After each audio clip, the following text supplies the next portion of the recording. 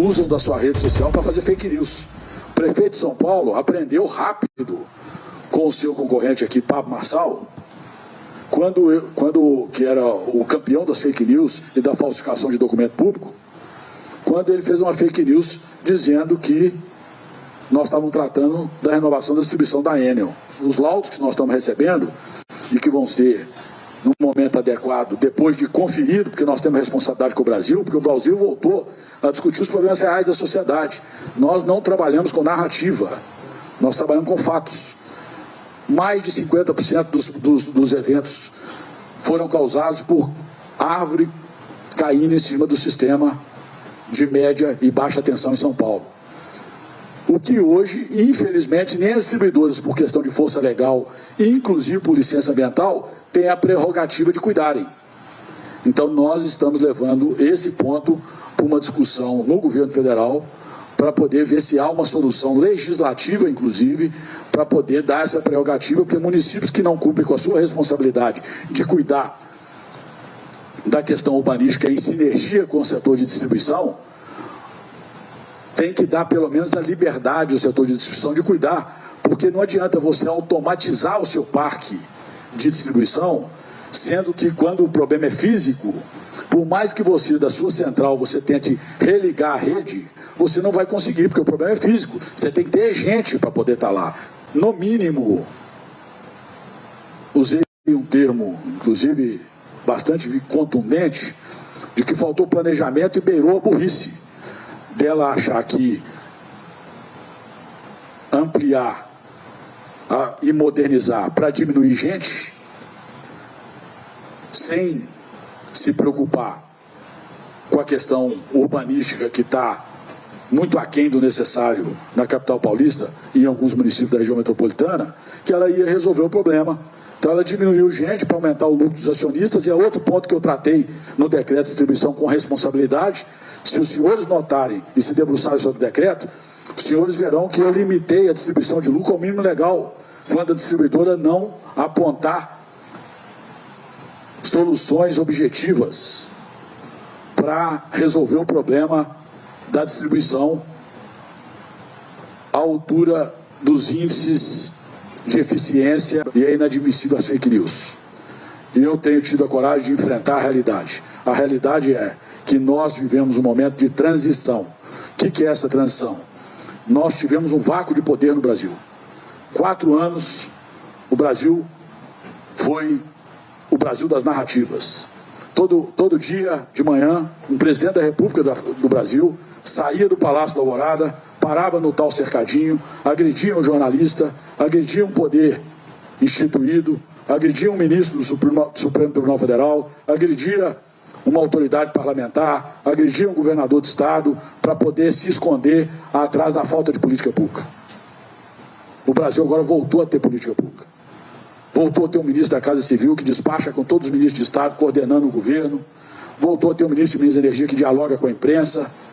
Voltou a ter um ministro de Minas e Energia que cobra do órgão regulador a sua responsabilidade, que inclusive não está sendo cumprida à altura. A prova disso é a omissão do seu diretor-geral que está ausente.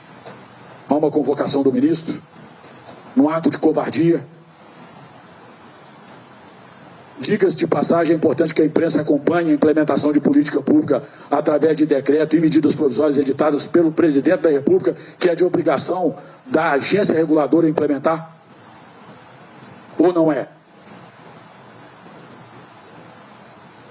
Eu acho que cabe aos órgãos de controle, CGU, TCU, Ministério Público, estarem mais atentos ao cumprimento das responsabilidades da ANEEL. Me perguntam, a sociedade pode perguntar para os senhores: mas a ANEEL mudou o governo, por que não mudou a ANEEL? Porque a lei das agências prevê mandato. O presidente do Banco Central ficou, o mandato dele termina no final do ano. Ainda bem, graças a Deus, termina no final do ano e nós vamos ter responsabilidade do Banco Central com os juros do país. Os diretores da ANEEL foram indicados pelo governo anterior. E todos têm padrinho. E se os senhores procurarem saber, vocês vão descobrir claramente quem é o padrinho de cada um. E aí nós ficamos à mercê da vontade deles de cumprir sua obrigação de implementar decretos presidenciais e medidas provisórias com força de lei. Chega a ser absurdo deles questionarem o cumprimento de decisão judicial. Então isso precisa ser dito, está sendo dito. Eu acho que mesmo que não gere frutos imediatos, a coragem de dizer isso, que é rara no Brasil, em certo momento, vai gerar frutos positivos a favor de brasileiros e brasileiras, e é isso que nos interessa. Então, vamos separar por fato. Fato é que o presidente Lula, preocupado com o povo de São Paulo, me determinou que viesse aqui e fizesse uma força-tarefa para restabelecer no tempo mais curto possível a energia do povo de São Paulo. Tendo, sim, respeito com o povo de São Paulo. Falando sério. Preocupado em, independente da causa, em buscar a solução. A palavra de ordem agora é resolver o problema, solução. No segundo momento, é discutir planejamento para melhorar a qualidade ainda das distribuidoras. Se todas elas tivessem já com contratos modernos, que é o que nós vamos chamar a partir da hora que assinaram os contratos adequados ao decreto de distribuição, com absoluta convicção, nós não estaríamos vivendo em São Paulo. Ou então a penalização seria perda do contrato e caducidade.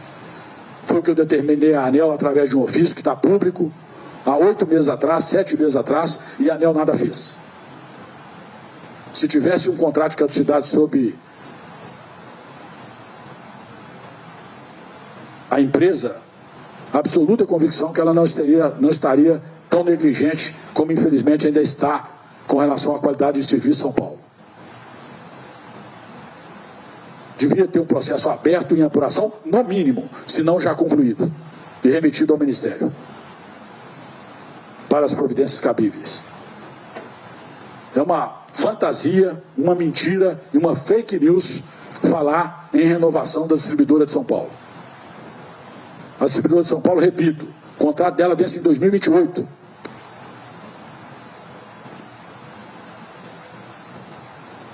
Então está na hora de falar sério, quando se trata de problemas de energia, saúde, de educação, segurança. Está na hora de cobrar dos governantes, tratar problemas da sociedade com clareza, com franqueza.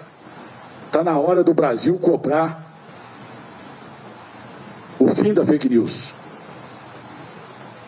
Rede social não foi feita para poder fazer brincadeira e se aproveitar de forma oportunista para poder fazer politicagem de baixo calão.